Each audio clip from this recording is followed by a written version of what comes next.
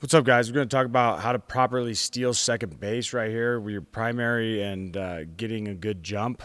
Got Charlie Blackmon here stealing against the Marlins. Um, you know, the Rockies do it a little bit different right here with their primary. They do this thing where they step behind and then go, shuffle, shuffle type of a move. They're the only ones that I've seen them that actually do that. But basically we want to be in line with the back corner of the base right here. Okay. When we slide back in, we don't want to slide back to this inside corner, right? Because that's going to be tighter to this first baseman's glove. It's like these plays are so close, right? You want to create as much distance as possible for the first baseman to have to tag you. You want to make sure that this throw from the pitcher has to be perfect.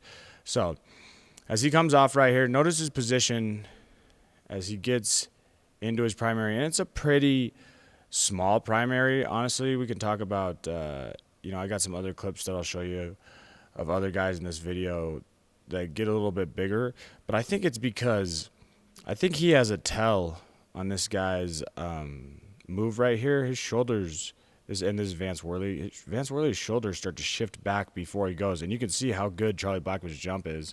Guys don't usually get a jump that's quite this good. So I think he got a little bit smaller lead to maybe not be suspect to Worley, right? To make sure he doesn't really draw a move because he knows he has a tell on him.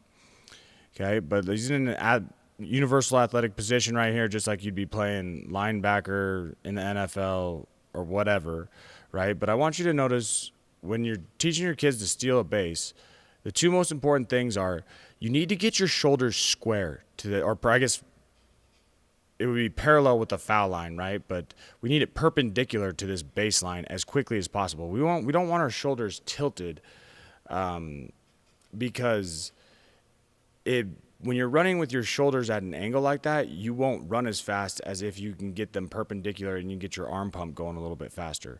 All right, so what we're going to think about is really pulling this arm back, and this foot right here is going to jab step, okay, as he goes.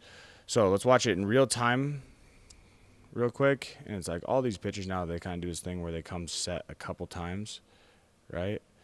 And you can see this shift right here from Worley's shoulders. If you go back, his shoulders go back right there, back, and then Blackmon gets like literally a perfect jump.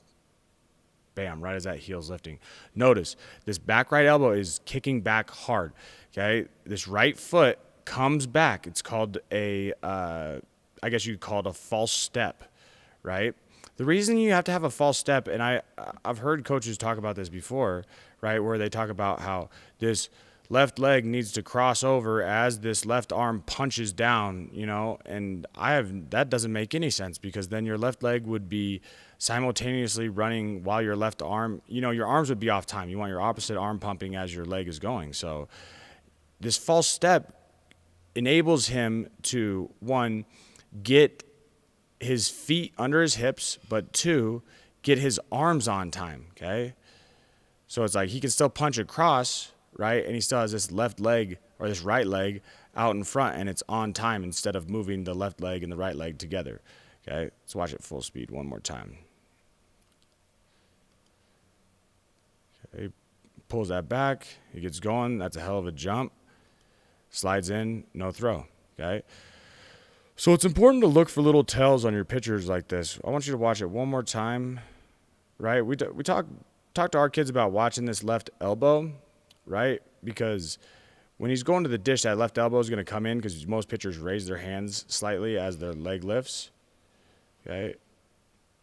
And I'll show you why in a second, right? You see that little lift right there? Whereas if he's going to pick, this left elbow is going to turn towards him, right?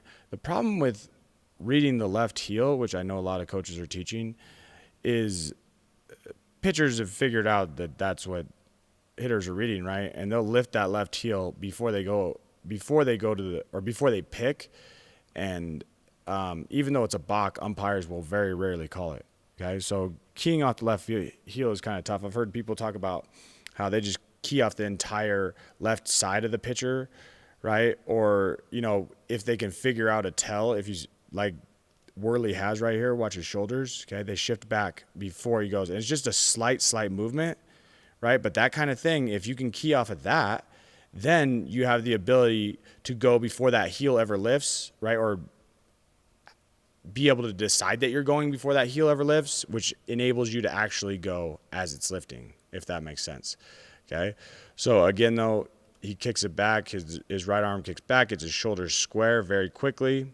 Okay, runs a straight line right into the base. Good pop slide right there. So you do those things with your players, you're going to have a lot more success stealing bases.